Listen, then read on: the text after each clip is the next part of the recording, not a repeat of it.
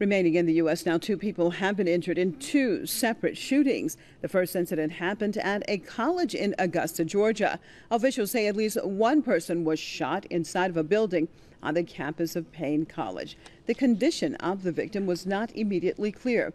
Officials say a suspect has been arrested. The second incident occurred at a Veterans Affairs hospital in Dayton, Ohio. The gunfire broke out inside of a break room at the hospital. The suspect, who is a former employee of the hospital, is in custody. Now, the victim is a 61-year-old man who was shot in the ankle. According to the Brady Campaign to Prevent Gun Violence, on average, 32 U.S. citizens are killed by guns every day, and 140 are treated for gun-related injuries in emergency rooms.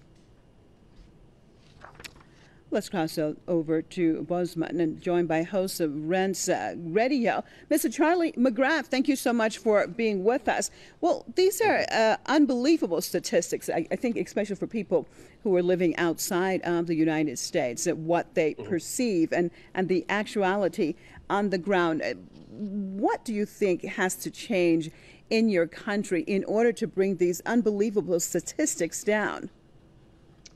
Well, to be honest with you, they're not that unbelievable. And in fact, it's, you know, at the beginning of your program here, you were talking about it's on the rise, and that's actually not true. It's on the decline, and it's massively on the decline. A 2011 poll, Pew Research poll, shows that gun death and gun violence is down 49% in the United States between 1993 and 2013. Now, the coverage that it's receiving by establishment media here certainly is on the rise. The sensationalism of gun violence and gun events is on the rise, but the actual facts bear out something different.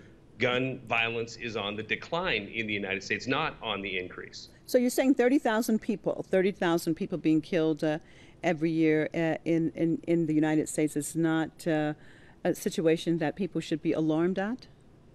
Well, I'm not suggesting 30,000 people being killed by gun violence is something that we should just not pay attention to. But you got to understand something. Every single state in this union and the nation itself has plenty of gun laws on the books. It is illegal for you to own a gun if you're a felon. It's illegal for you to own a gun if you have mental problems. Every state already has laws in place against people that shouldn't have guns not getting guns. So writing more legislation in order, or the Supreme Court looking at one of the tenets of our country, the Second Amendment, and deciding it's time to get away from that because 30,000 people are killed every year by gun violence. And again, those statistics also include police killings. For us to be running to the Supreme Court saying dismantle our Constitution because in a nation of 312 million, 30,000 people are being killed by guns is kind of being alarmist.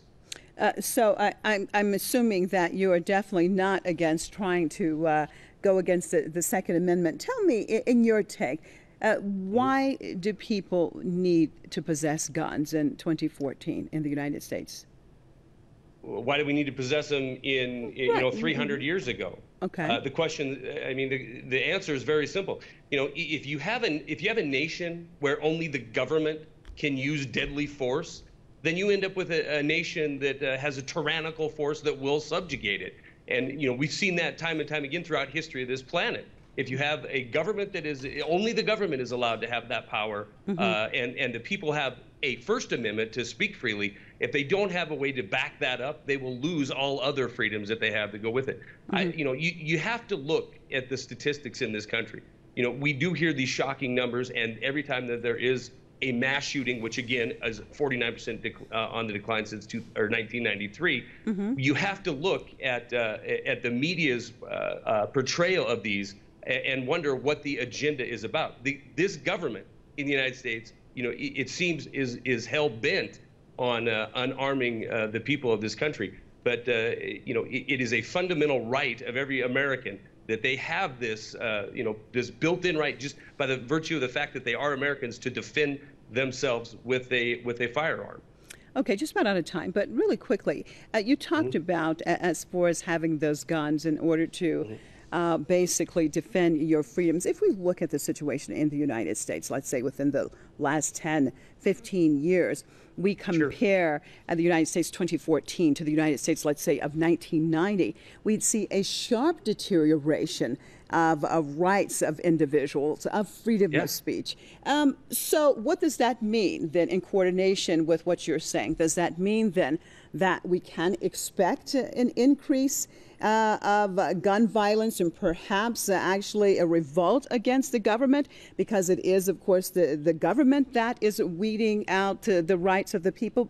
Tell me, what do you think, basically? That's a very broad question with not much time left. But if you want to, if you're asking me why we've seen a deterioration in the individual personal freedom of the people of the United States, my simple answer would be the war on terror. Ever since 9/11, we've seen, implementation of things such as the Patriot Act, and every year we see more and more legislation being written that is telling us how we have to strip us of our rights in order to protect us. And certainly, the Second Amendment is one right that has come into the, no pun intended, crosshairs of previous administrations as well as this one.